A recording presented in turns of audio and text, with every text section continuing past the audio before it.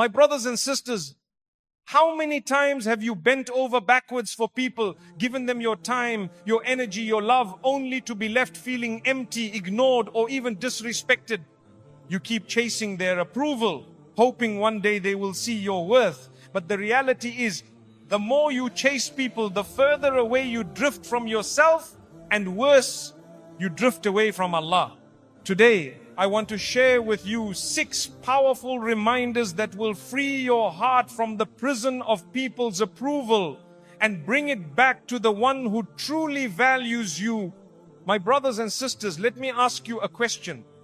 If I gave you a gold coin and someone in the street told you this is worthless, would that change the value of the coin? Of course not.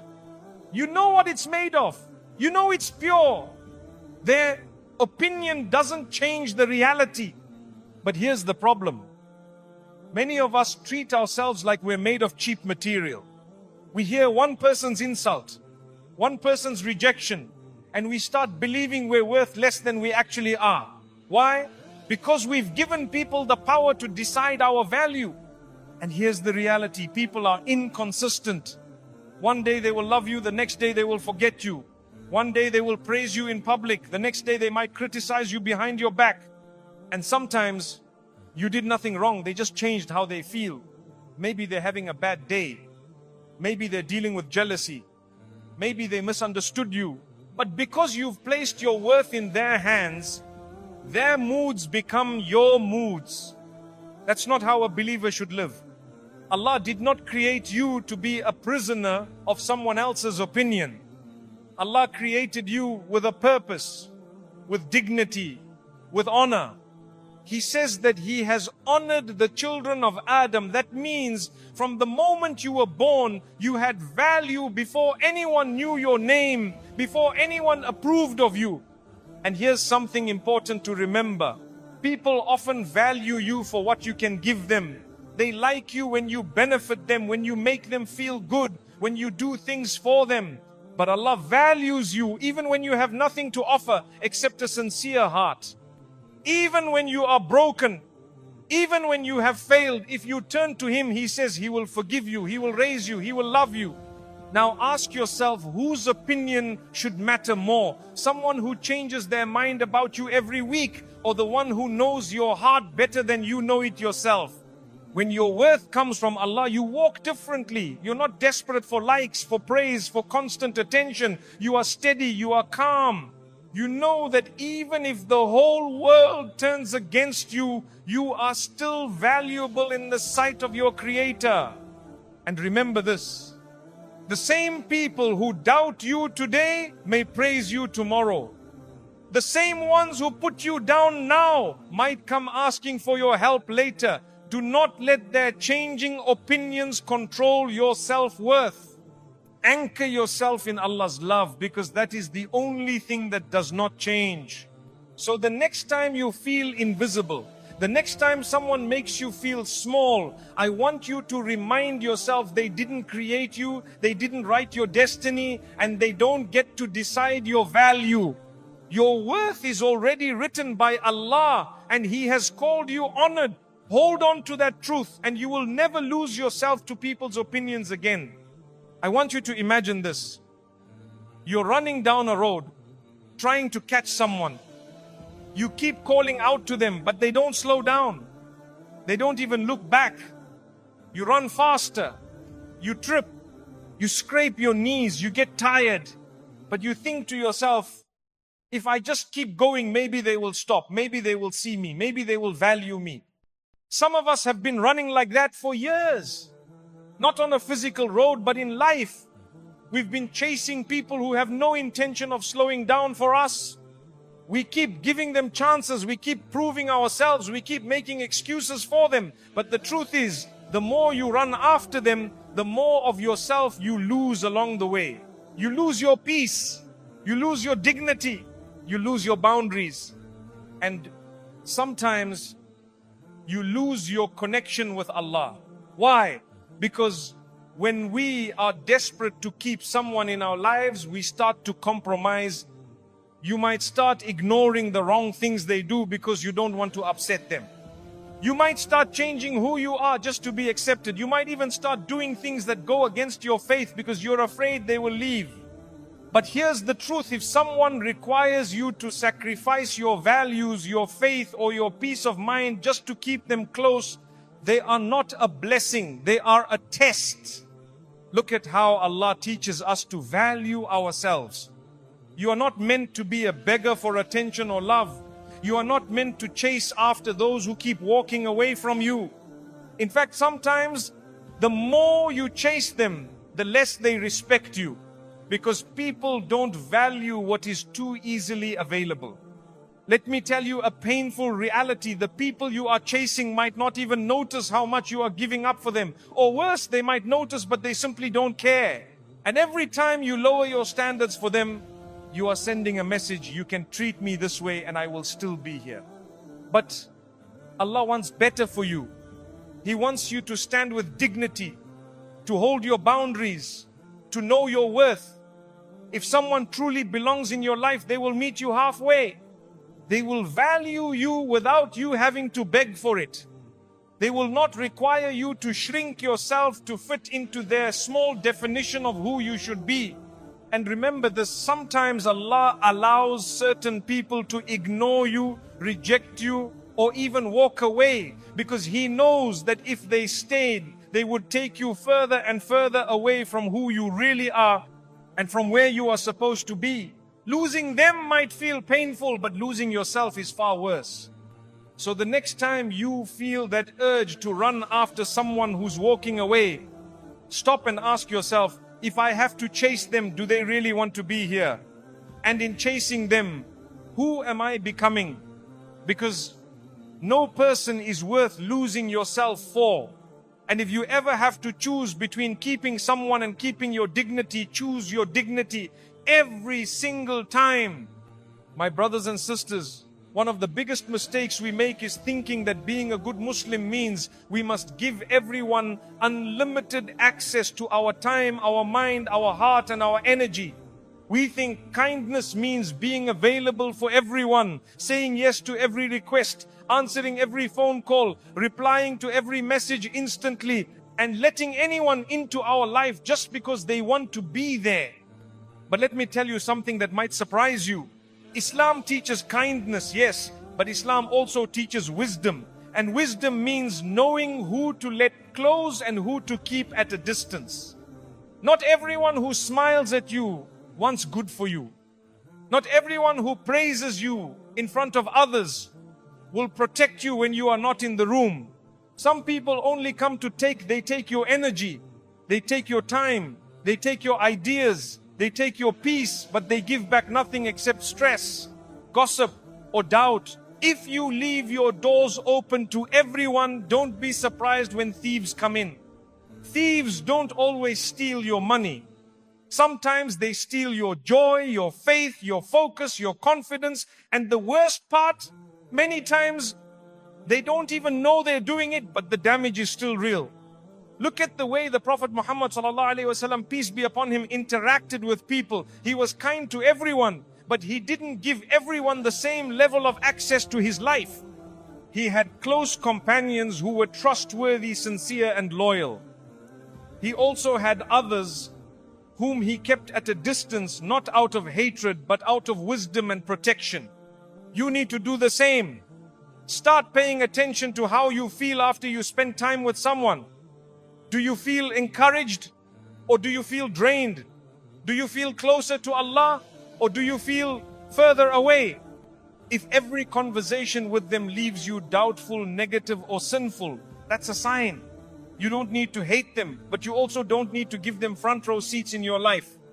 There's a saying, don't let people sit in your heart who only come with dirty shoes. Your heart is a sacred space. It's where your intentions live, where your love for Allah grows. If you keep letting the wrong people step in carelessly, they will trample over everything you've been building. And here's the truth. Setting boundaries doesn't make you selfish, it makes you wise. You can love people from a distance. You can make dua for them without letting them drain you. You can be polite without making yourself constantly available.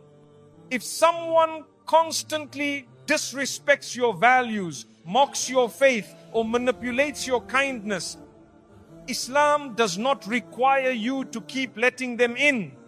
In fact, protecting your iman sometimes means limiting your exposure to people who pull you away from Allah. And I know this is hard. Some of the people you need to limit might be family, old friends, or people you once trusted deeply. But the reality is, you are responsible for guarding the gift. Allah gave you your heart, your mind, your faith. If someone repeatedly tries to damage it, you must build a door and you must decide who gets the key. My brothers and sisters, not everyone deserves access to you. Access to your heart should be earned through sincerity, trustworthiness, and a shared commitment to pleasing Allah. If someone cannot respect those conditions, it is not cruelty to protect yourself, it is obedience to Allah, and it is wisdom for your own peace. I want you to stop and think for a moment. Whose approval matters to you most? If you're being honest, for many of us, it's not Allah first, it's people. We want people to like us, we want them to speak well of us, we want them to think we are kind, generous, funny, beautiful, successful, and there's nothing wrong with wanting good relationships. But here's where the danger comes in. When pleasing people becomes more important than pleasing Allah. This is a slippery road and many people walk down it without even realizing. It starts small. Someone you like or someone you want to impress invites you to an event where there's something clearly haram. You know it's wrong, but you say to yourself, it's just this once, I don't want them to think I'm boring or judgmental. So you go, or maybe someone makes a joke about your deen, and instead of speaking up, you laugh along because you don't want to seem too religious. Every time you choose their comfort over Allah's pleasure, you take a step away from your Creator. And here's the thing, people will still leave you eventually. They might still criticize you later. They might even forget everything you did for them. But Allah never forgets anything good or bad. Let me share a truth that stings. If you sacrifice your principles to keep someone in your life, you will eventually lose both. You will lose your connection to Allah and you will lose the person too. Because someone who truly loves and respects you will never demand that you disobey Allah to prove it. We have examples in our history, people who stood alone because they refused to compromise their faith. Think of the Prophet Ibrahim alayhi salam wassalam, who stood against his whole community, even his own father, because he would not place anyone above Allah. Imagine if he had chosen to please people instead. He would have kept their company, but he would have lost the company of Allah. My brothers and sisters, you and I will be tested in this. There will be moments when you have to choose between being liked by people and being loved by Allah. Between fitting in with the crowd or standing with your principles. Between being invited to every gathering or being able to stand before Allah on the day of judgment with a clean heart. Remember this, the people you fear upsetting now will not be there to save you when you stand before Allah. Their opinion will mean nothing on that day. The only thing that will matter is, did you obey your Creator or did you put people above Him? And please don't misunderstand, Islam teaches us to be kind, respectful and gentle with others, but it does not teach us to worship their approval. The line is crossed when their pleasure starts to compete with Allah's pleasure. If they push you to compromise your values, your modesty, your honesty or your ibadah, that's when you step back respectfully but firmly. At the end of the day, my brothers and sisters, ask yourself this question. If Allah is pleased with me but the world is not, am I okay with that? Because if the answer is yes, you have freed yourself from the chains of people's opinions. But if the answer is no, then you have some work to do in your heart. And that work starts with shifting your focus back to the one who created you, sustains you, and will judge you, not the people who will forget you as soon as they move on with their lives. And here's something we all need to understand, my brothers and sisters, when you put Allah first, you are not losing people, you are losing the wrong people. Yes, it hurts when someone distances themselves because you refuse to compromise your faith. Yes, it's painful when friends stop inviting you because you no longer participate in things that displease Allah. But that pain is temporary and it's a sign of something greater. Allah is clearing your path. Think about it. How can Allah bring the right people into your life if the wrong ones are still taking up all the space? How can He send you company that will strengthen your iman when you're still clinging to company that weakens it? Sometimes we are asking Allah for better friends, better influences, better opportunities, but we're too afraid to let go of the harmful ones that we already have. And it's not just about friendships. This applies to relationships, business partners, even family interactions. If someone expects you to break Allah's laws just to keep their approval, you are standing at a crossroads. One road is short-term comfort with long-term regret. The other road might be lonely for a while, but it ends with Allah's pleasure, and that is the only approval worth having. I know it's not easy. You might feel isolated at first. You might feel like you're walking alone, but remember, you are never truly alone when you walk in obedience to Allah. Every step you take away from disobedience is a step toward His protection, His mercy, and His guidance.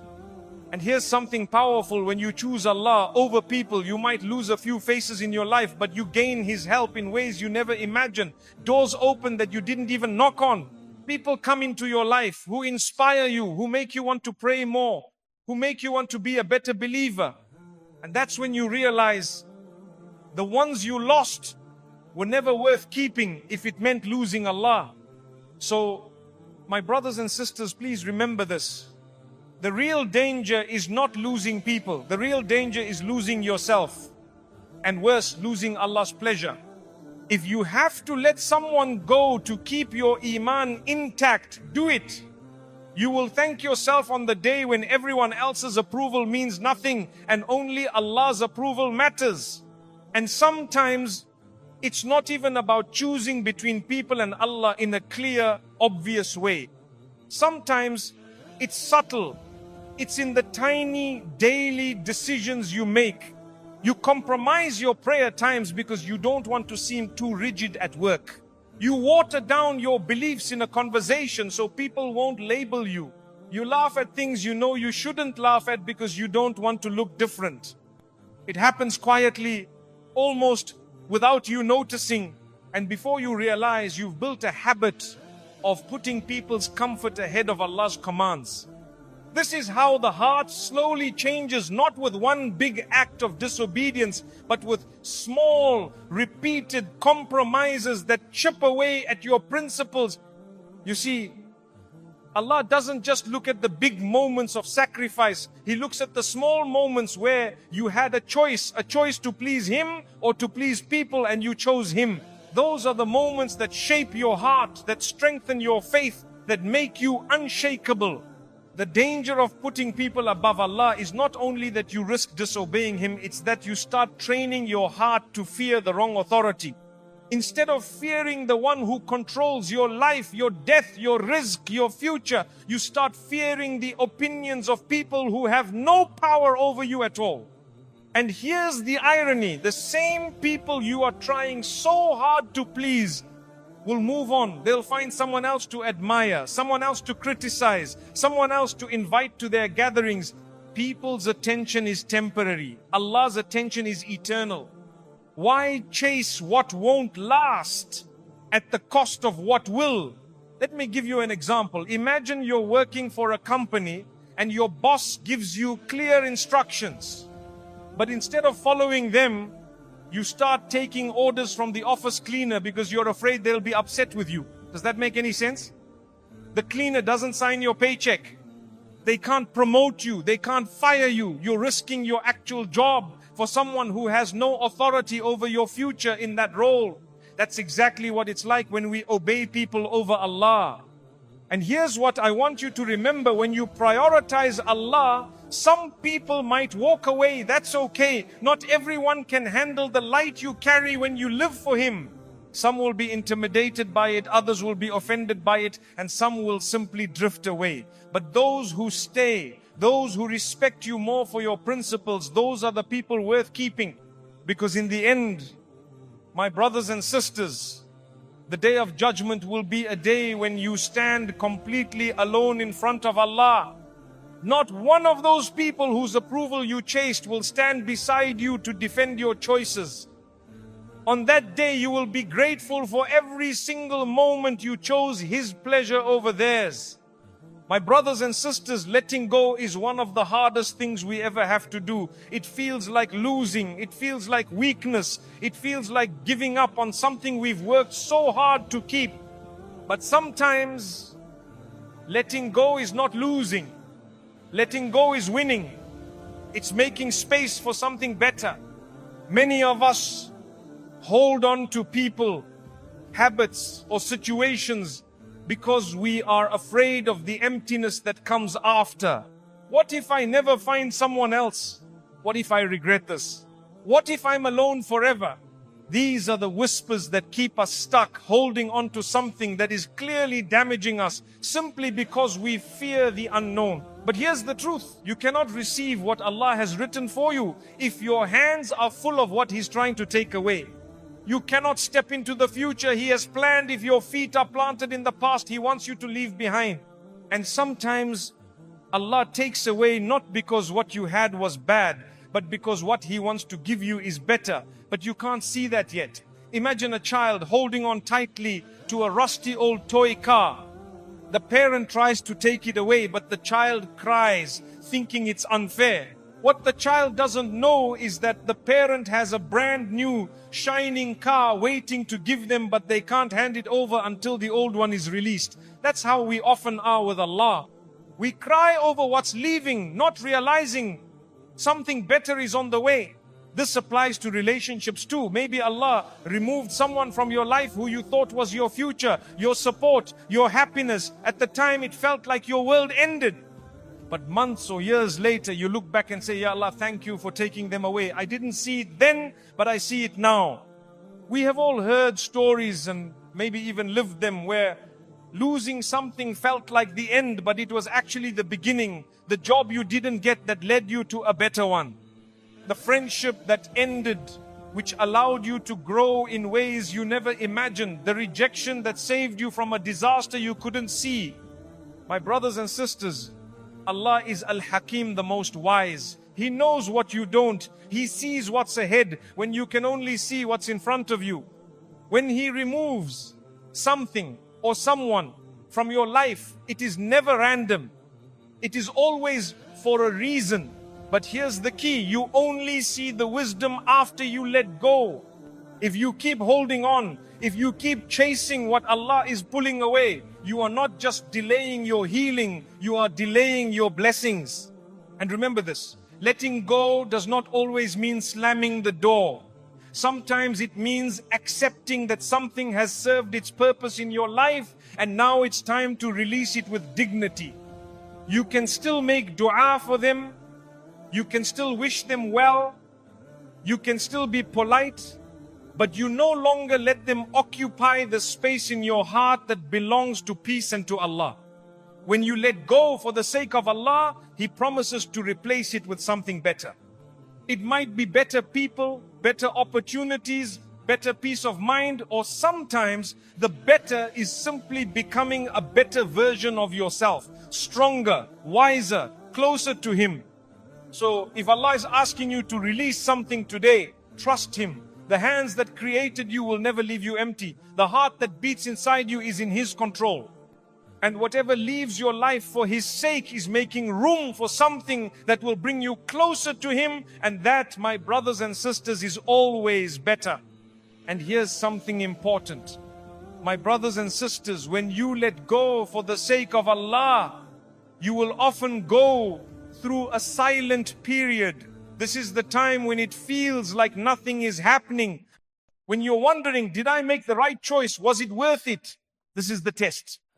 Because in that silence, Allah is working.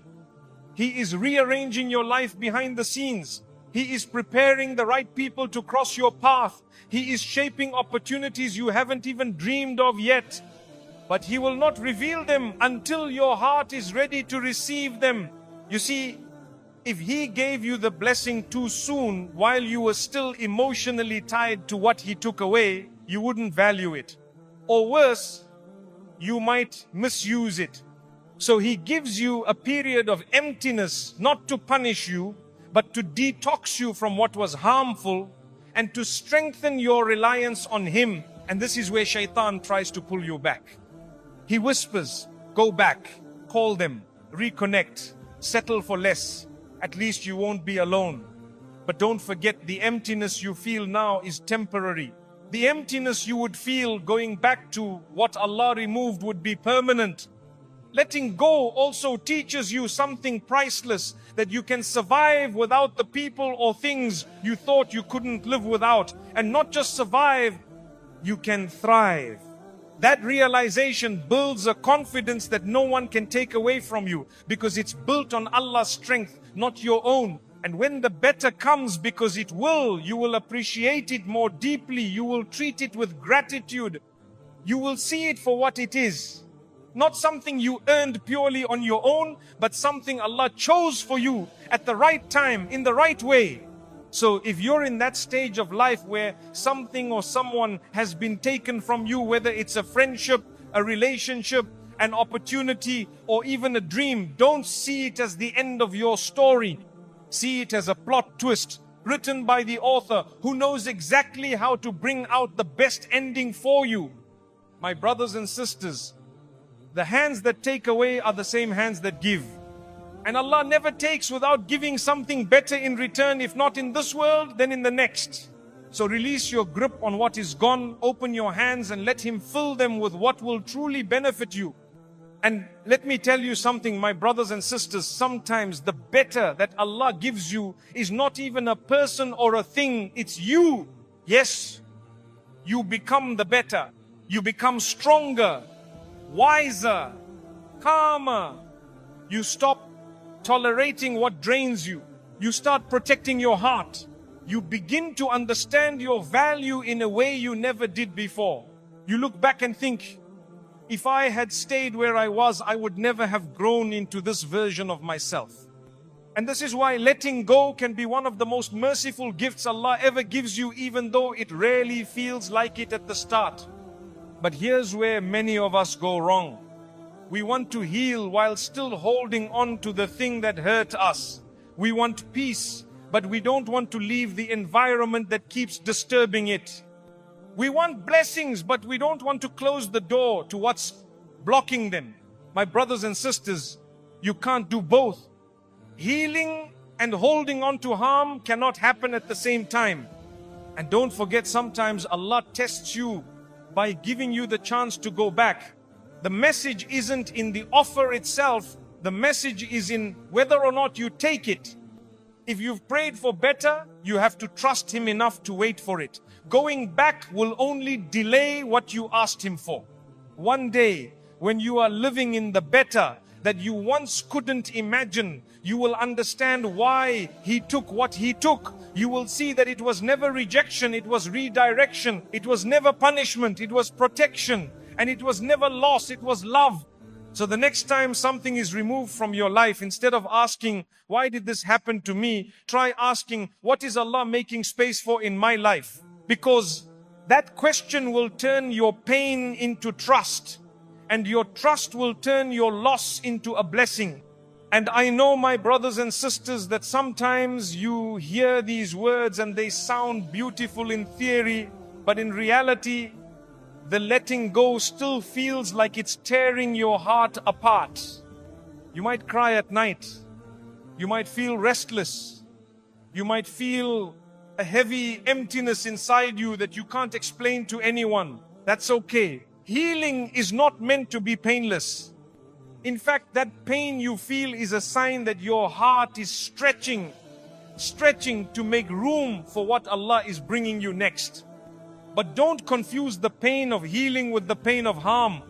The pain of harm gets worse over time. The pain of healing gets lighter. The first one breaks you down. The second one builds you back up. And here's something powerful to remember. Allah does not just see your pain, He measures it. He knows every tear, every sleepless night, every moment you choose to trust Him when you could have gone back. And with Allah, nothing is wasted.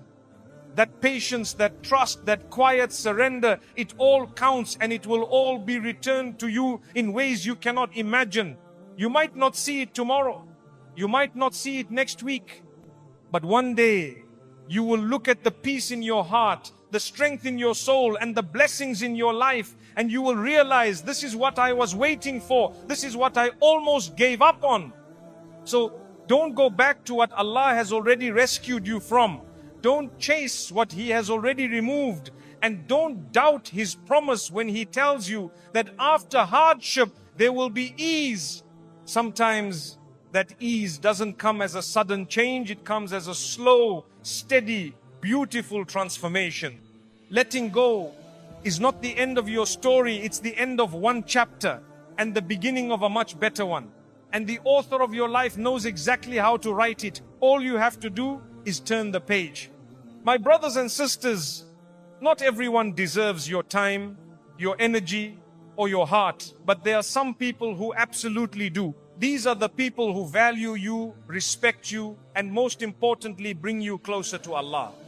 You see, it's not enough to just cut off the wrong people. If you remove what's harmful but never surround yourself with what's beneficial, you will always feel empty. That emptiness will eventually pull you back into the same unhealthy cycles you were trying to escape. This is why it's so important to actively invest in the right people, the ones who will pray for you when you don't even ask them to, the ones who remind you of Allah without even giving a lecture, just by the way they live. These people are treasures, gifts from Allah. Ask yourself, who in your life leaves you feeling lighter, more hopeful, and more grateful after you spend time with them? Who encourages you to be a better believer? Who tells you the truth even when it's uncomfortable, because they care more about your akhirah than your temporary feelings?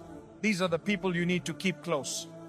Not just as acquaintances, but as trusted companions. And just like a garden needs water, sunlight, and care to grow, these relationships need to be nurtured. You cannot expect them to flourish if you give them no attention. Call them, check on them. Make dua for them by name. Celebrate their wins and be there for them in their trials. Because here's the reality, good people are rare. People who sincerely love you for the sake of Allah are even rarer. And once you find them, you should protect that bond like you would protect a precious jewel. But there's another side to this. My brothers and sisters, if you want such people in your life, you must also be that person for others. You cannot expect loyalty, kindness, and sincerity if you're not willing to give it yourself. If you want friends who remind you of Allah, you have to be a friend who reminds others of Allah. And let me tell you something, sometimes the right people don't look like what you expect. They may not be the most charming, the most popular, or the most fun, but they will be the most consistent. They will be the ones who show up when it matters. They will be the ones whose advice comes from a place of sincerity, not selfishness. But my brothers and sisters, you need to know this, even the best relationships require effort to maintain. Just because someone is good for you doesn't mean they will always be there if you neglect them. We often lose the most valuable people in our lives, not because they changed, but because we stopped appreciating them. Gratitude isn't just for Allah, it's also for the people He places in your path.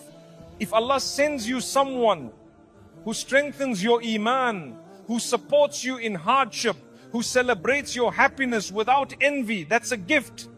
And a gift must be cared for. One of the biggest mistakes people make is taking good company for granted while investing all their effort into chasing the wrong company. You spend hours trying to win the approval of those who couldn't care less about you, while the ones who truly care are left waiting for your attention. And slowly, They stop trying, not because they hate you, but because they realize you don't value them the way they value you. So here's a reminder, never make the people who value you feel like they have to compete for your attention with those who don't. If you are blessed with someone who prays for you in your absence, give them a place of honor in your presence. And remember, valuing someone doesn't always mean grand gestures. Sometimes it's as simple as listening without interrupting. Sending a small message just to say, I made dua for you today. Offering help without them asking, or showing up to support them even when it's inconvenient for you. The Prophet Muhammad, peace be upon him, told us that the most beloved people to Allah are those who bring benefit to others. And sometimes the biggest benefit you can bring is just being a steady, sincere presence in someone's life. But be careful, even good relationships can be damaged if you allow pride, envy, or neglect to creep in. Protect these bonds from unnecessary arguments. Protect them from backbiting. Protect them from the influence of others who might try to plant seeds of doubt between you. Good company is rare, but it can be lost quickly if it's not guarded. My brothers and sisters, we live in a world where people are quick to replace each other, where loyalty is treated like an outdated concept, where friendship is often transactional. I'll be there for you as long as you can give me something in return. But the relationships worth keeping are not based on what you can get. They are based on what you can give for the sake of Allah. One of the clearest signs that someone values you for the sake of Allah, my brothers and sisters, is that they want what is best for you, even if it doesn't benefit them directly. They are happy when you succeed, not jealous. They make